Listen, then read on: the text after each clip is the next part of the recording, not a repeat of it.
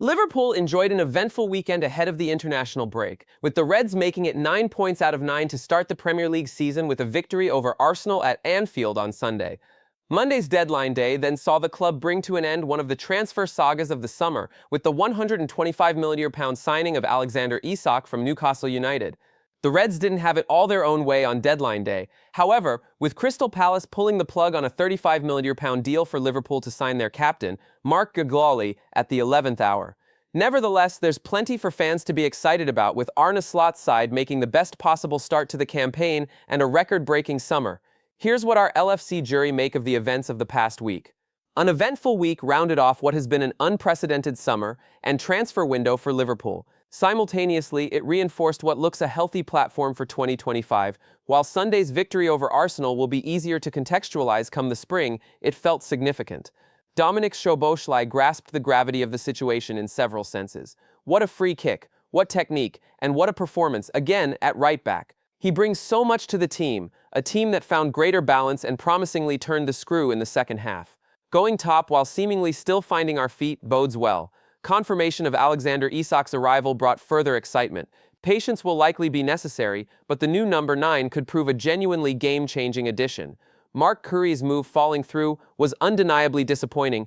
That did, though, make Joe Gomez's brilliant cameo against the Gunners all the more pleasing, while a deal for Guehi materializing in the not-too-distant future still appears feasible. Harvey Elliott going to Aston Villa on a loan that may become permanent was sad in some respects, but he's contributed so much to the Reds. The deal reportedly included a buyback clause, and it looks a good next step for him. Heartwarmingly, Diogo Jota's song rang around Anfield after full time. While so much has happened this summer, he and Andre Silva rightly remain prominent. It feels like Liverpool are on the verge of something special. It's too early to say, of course, but there are tremors of something more seismic. For years, we have had to unearth unpolished talent in the transfer market, but this summer we have grasped the biggest transfer diamonds. As fans, we have watched over the years how the big football powers improved their teams after winning major honors. This strategy ostensibly was deployed to maintain one thing: dominance. Our transfer business this summer has provided a window view into the discussions going on behind closed doors at Liverpool. We are building a team to dominate, not a team that will simply be competitive each year. This shift is subtle, but significant. Our attacking firepower will now be feared across Europe. It's an attacking lineup that can alter the course of big domestic and European matches. Our defense is the only niggling worry. The drop in quality in defense if Virgil is not on the team sheet is troubling, although I should add what a sensation Szoboszlai has been at right back. He will give opposition wingers a torrid time because he's quick, strong, skillful, and tenacious. It's probably only a short-term measure, but what an asset he will be if he can shapeshift into a fullback when needed. A greedy request, I know, given our business so far this year, but I would like us to seal the deal for Guehi in January if at all possible. If we wait until next summer, there will be many suitors who will be offering first-team football. Although a scary prospect, we do need to think about who will be replacing the best center-back in Liverpool's history in the coming years. Succession planning has been firmly in the minds of the Liverpool boardroom, and they're reportedly targeting Bayern Munich's Michael Olise as Mohamed Salah's eventual replacement. The Reds could also have a trick up their sleeve to ensure a deal goes through without a hitch next year too: their healthy relationship with Bayern. After a 3-season stint at Crystal Palace, where he scored 16 goals and registered 25 assists, Olise joined Bayern in the summer of July 2024 for an initial £45 million.